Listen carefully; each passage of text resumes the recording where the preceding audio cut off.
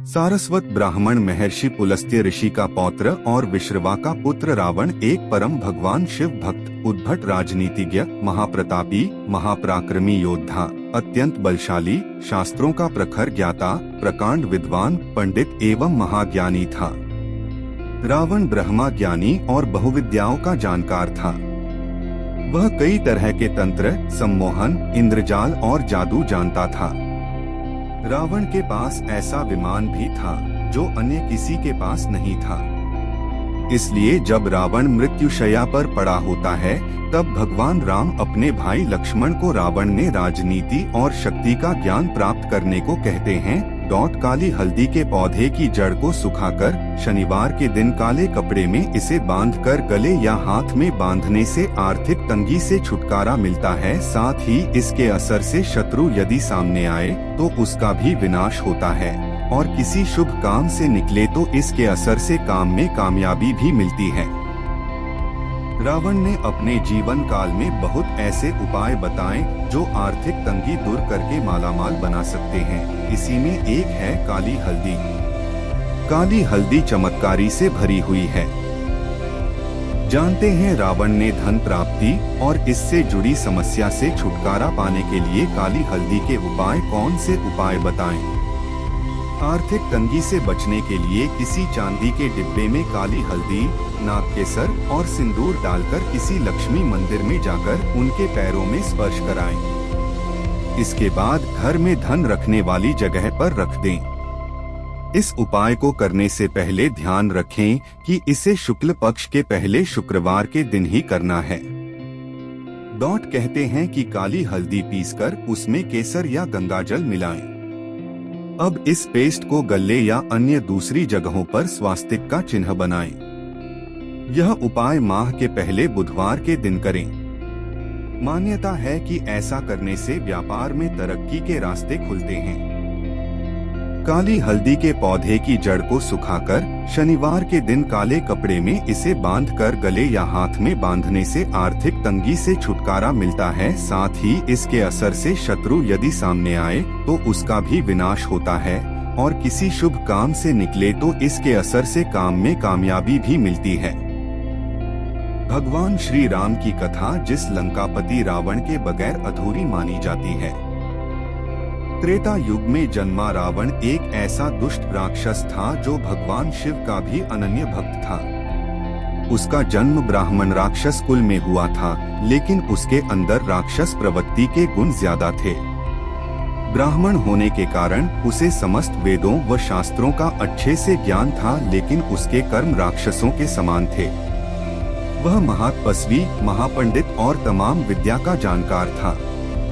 रावण से जुड़े कई ऐसे राज हैं जिनसे बहुत से लोग आज भी अनजान हैं। जैसे जिस रावण को हम सभी राक्षसों के राजा के रूप में जानते हैं, उसका संबंध ब्रह्मा जी से भी था।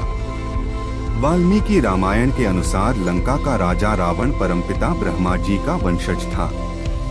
दरअसल ब्रह्मा जी के मानस पुत्र थे पुलस्त्य ऋषि और उनके पुत्र हुए विश्रवा, जिनका विवाह राक्षस कुल की कन्या कैकसी से हुआ था, जिनसे रावण, कुंभकर्ण, विभीषण का जन्म हुआ। रावण ने अपने दो भाइयों कुंभकर्ण व विभीषण के साथ मिलकर हजारों वर्षों तक भगवान ब्रह्मा की कठोर तपस्या की। इससे रावण को कई वरदान प्राप्त हुए।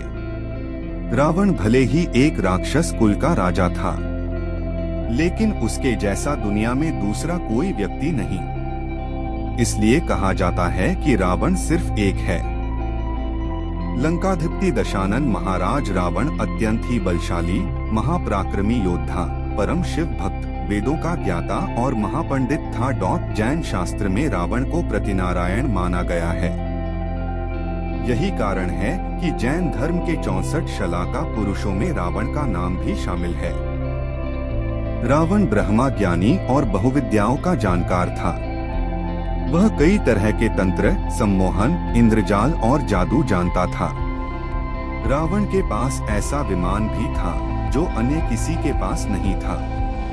इसलिए जब रावण मृत्युशैया पर पड़ा होता है, तब भगवान राम अपने भाई लक्ष्मण को रावण ने राजनीति और शक्ति का ज्ञान प्राप्त करने को कहते हैं। जब राम और रावण के बीच युद्ध हुआ तो रावण की हार हुई। रावण मरणासन्न अवस्था में था। तब भगवान राम से लक्ष्मण को रावण ने शिक्षा लेने को कहा, क्योंकि राम भी जानते थे कि रावण इस संसार के नीति, राजनीति और शक्ति के महान पंडित थे।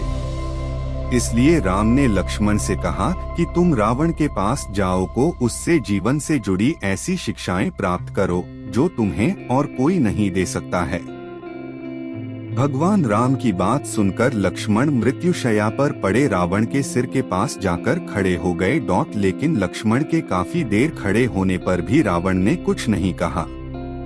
लक्ष्मण राम के पास वापस आ गए और कहा कि प्रभु, मैं बहुत देर तक रावण के पास खड़ा रहा, लेकिन उसने कुछ नहीं कहा। तब भगवान राम बोले कि किसी से ज्ञान प्राप्त करने के लिए उसके सिर नहीं बल्कि चरणों के पास खड़ा होना चाहिए। इसके बाद लक्ष्मण फिर से रावण के चरणों के पास जाकर खड़े हो गए और रावण ने मरने से पहले लक्ष्मण को जो बातें बताई वह आज भी हर किसी को जरूर जाननी चाहिए। रावण ने मरने से पहले क्या कहा? रावण लक्ष्मण को ज्ञान देते हुए कहते हैं कि किसी भी शुभ या अच्छे काम के लिए देरी नहीं करनी चाहिए।